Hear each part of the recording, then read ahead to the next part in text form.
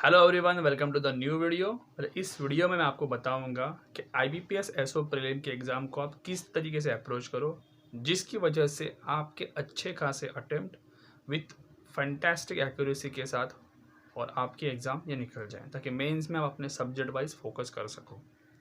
देखो, आप लोग इंग्लिश, मैथ्स, रीजनिंग की प्रिपरेशन कर ही रहे हो, अपने जो वीक एरियाज उसको भी इम्प्रूव कर रहे हो, पर कहीं ना कहीं थोड़ा सा एक माइंड में प्रेशर रहता है।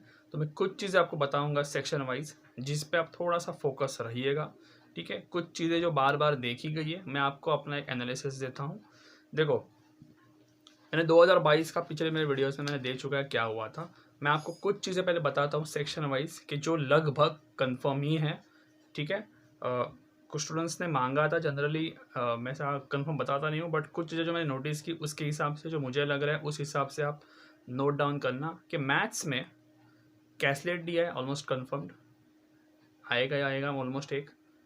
अरिथमेटिक लगभग 13 से 15 क्वेश्चन एंड 50 में से अगर 13 से 15 मतलब पकड़ जाओ, एक अंदाजे से बता रहा हूँ, ये लगभग कंफर्म रहेंगे।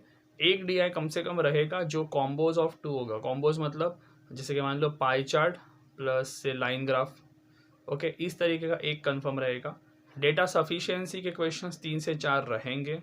ठीक है, Q1 and Q2 depends upon situation क्या रहेगा। कुछ स्टूडेंट्स कह रहे कि सर ये ना आए तो बेटर है। ठीक है, अगर आपका वीक एरिया है तो इसको प्रायोरिटी मत ना करा।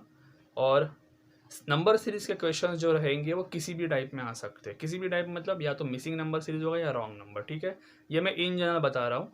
अभी देखो, मैं पूरा 50 बताऊंगा तो वो फेयर भी नहीं होगा, क्योंकि वो तो आप भी जानते हो, बट इन ये लगभग कंफर्म टाइप से जो आएंगे, थोड़े से मार्क्स ऊपर नीचे करके।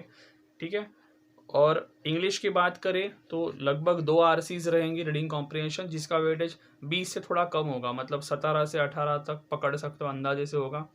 एक क्लोज टेस्ट रहेगा फॉर श्योर, जिसका weightage I am expecting 5 marks से ऊपर हो। 5 मार्क्स से ऊपर मतलब 7-8, पता नहीं, उन लोग को ऐसा लगा तो 10 भी दे सकते हैं, डिपेंडिंग अपॉन। अगर देखो, फिर RC और क्लोज टेस्ट का वैल्यू पकड़ के 25 क्वेश्चन लगभग हो रहे हैं, यानी आधा पेपर इन दोनों में। And as I told you, RC को कभी भी पहले हाथ मत लगाइएगा। Then phrase replacement, then errors, then sentence rearrangement, ये लगभग 3-4 या 5 मार्क के पकड़ के आ सकते हैं। कुछ इसमें से एक आधा ज़्यादा भी आ सकता है। अब कहना गलत नहीं होगा, ये पकड़ के 35-40 जाते। बचा कौन सा, पैरा जम्बल्ड वगैरह या नॉर्मल कोई मिसिंग वाले, ये डिपेंड करेगा कि आप लोग के एग्ज़ाम का सेटअप वो कैसे वेटेज बढ़ा रहे हैं। ठीक है, बट ये लगभग कंफर्म पकड़ना। रीजनिंग के बारे में बात करूं, वेरी हॉनेस्टली रीजनिंग के बारे में मैं कोई कमेंट नहीं कर सकता, क्योंकि वो लोग किसी भी तरीके के पजल ले सकते हैं। फिर भी एक पजल की बात करूं, मुझे ऐसा लगता है लीनियर कंफर्म करेंगे वो। लीनियर सेटिंग अरेंजमेंट में कोई भी वो कंफर्म कर सकते हैं, तो लीनियर की थोड़ी तगड़ी प्रैक्टिस रखो। सारों की रखना, लीनियर या uncertain, parallel rose, with variables, without variables. With variables करोगे तो विदाउट वेरिएबल आपके लिए आसान होगा। अगर बॉक्स पजल आए तो मेरी एक एडवाइस है, बॉक्स पजल कभी भी पहले मत करना। इसका रीज़न है, मान लो कहा कि V और W में 4 बॉक्सेस है, ठीक है नाउ, और कोई सपोर्टेड एडजस्टमेंट नहीं दिया हुआ है उन्होंने, तो चौथा तरीके से तो सही सभी जाएंगे, लेकिन वो टाइम आपके पास होगा नहीं।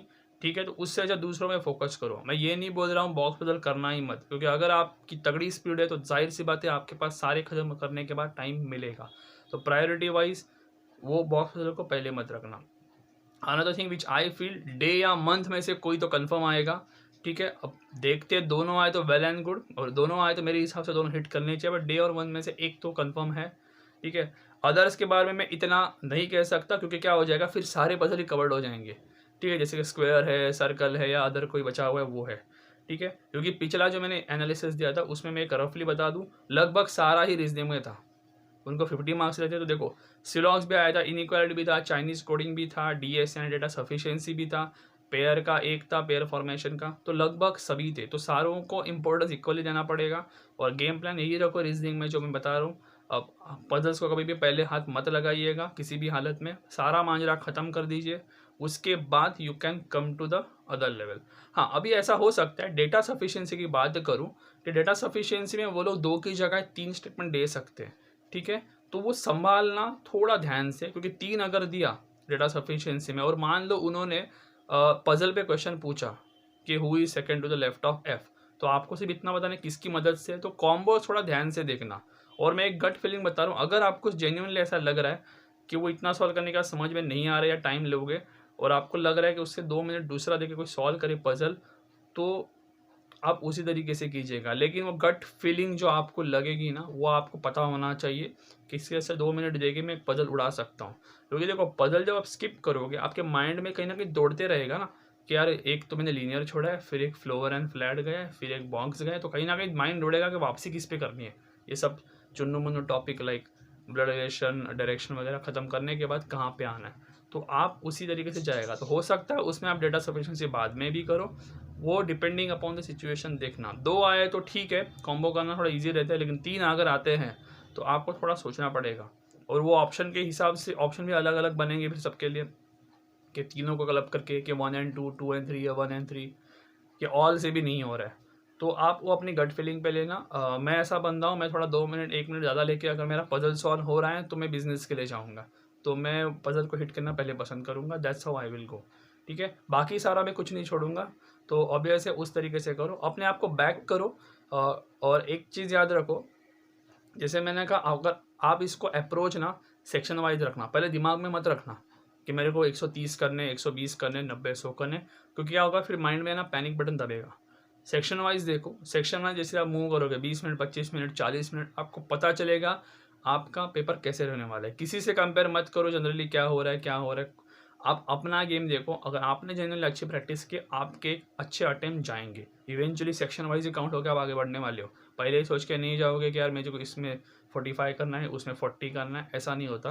तो सेक्शन वाइज फोकस रखो। रही बात इंग्लिश की, आरसी के अलावा जो भी रास्ते में आए उसको तुम लोग सॉल्व करना शुरू कर देना। हो सकता है पैरा जंबल है तो पैरा जंबल को भी पहले स्किप करो प्रायोरिटी बेसिस पे, क्योंकि व्हाट आई सजेस्ट, पहले सोचने वाले काम नहीं करने होते। पैरा जंबल में थोड़ा सोचना पड़ेगा, तो सोचने वाले कामों को पहले अवॉइड करो। पहले डायरेक्टली पेन उठाओ या फिर माउस उठाओ उसके लिए, जहाँ पे आपको फिलर्स या सेंटेंस रीअरेंजमेंट, सेंटेंस करेक्शन ज़्यादा जल्दी हो सकती है। पैरा जंबल और आरसी में पढ़ना पड़ेगा, सोचना पड़ेगा, तो वो बाद में आना। ठीक है, मैथ्स के लिए I keep it very simple. Arithmetic पहले हाथ मत लगाओ। डीआई में डीआई को पहले स्किप करके बाकी की चीज़ें, छोटी मोटी चीज़ें उड़ाना सीखो। मुझे पता है इसी में आधा पेपर जाने वाले हैं, तो लेकिन जब डीआई स्किप करोगे ना, पता चलेगा कि अगल इजी वाला डीआई बाद में था, तो पता तो चलेगा और कम बैक टाइम आपको मिलेगा, उतना सेक्शनल टाइमिंग है, उतना मिल जाएगा आपको। उसके बाद आप अपने स्ट्रेंथ पे खेलो। पता चला डीआई में से पहला डीआई जो उठा है वो सबसे ज़्यादा कॉम्प्लिकेटेड था या कैलकुलेटिव था, कॉम्प्लिकेटेड था या कैलकुलेटिव था, तो प्रॉब्लम हो जाएगा। पता चला इजी डीआई पीछे छुपा के रखा है, तो इसीलिए आओ, क्योंकि मेरा पहला प्लान रहेगा 50 इतनी तेज़ी से देखो विथ स्क्रिप्ट, ताकि पता चले आप कहाँ कहाँ दौड़ना है। कुछ स्टूडेंट ऐसे ही पूछते 30, 35, उनको पता भी नहीं होता यार बाद में क्या, तो वो भागा दौड़ी हो जाती है, टाइम मैनेजमेंट गलत होती है। तो स्किप करके इतने तेज़ी से करो ताकि आपको कम बैक टाइम अच्छे से मिले। फोकस रहना, बाकी इतना पैनिक बटन कुछ दबाने की ज़रूरत नहीं है। पेपर अपनी रडार में है। 22 का पेपर बहुत लो होता। मैं ग्रुप में जो पजल भेज रहा हूँ, वेरी ऑनेस्ट, मैं वो एक लेवल थोड़ी सी अबाव भेज रहा हूँ, क्योंकि मैं चाहता हूँ अगर वो लेवल आए 4 वेरिएबल वाली तो आप मैच करो, क्योंकि सारे तो नहीं आएंगे 4 वेरिएबल, बट एक आधा अगर आ भी गया तो आप उससे मैच कर सको। हालांकि जो पेपर में हुआ था वो थोड़ा सा लाइटर लेवल का था, ठीक है, तो उसी हिसाब से प्लान करो। और इसके अलावा अगर कोई एक आधा पजल अटके तो ज़्यादा टाइम मत गंवाना, आगे बढ़ना। लेकिन अप्रोच की बात करूँ, आपके रडार में ये एग्ज़ाम है, वैकेंसीज को साइड में रखो, कट ऑफ को साइड में रखो। कट ऑफ सिर्फ 22 में जितनी आई थी आपके स्ट्रीम के हिसाब से वो माइंड नंबर में रखना, बट ऐसा नहीं कि उसके आसपास ही रहो। आप अपना गेम के हिसाब से, जो भी आपका टाइमर है उसके हिसाब से आप आगे बढ़ो। Definitely you will clear the exam. ठीक है, all the best and thanks for watching. Thank you.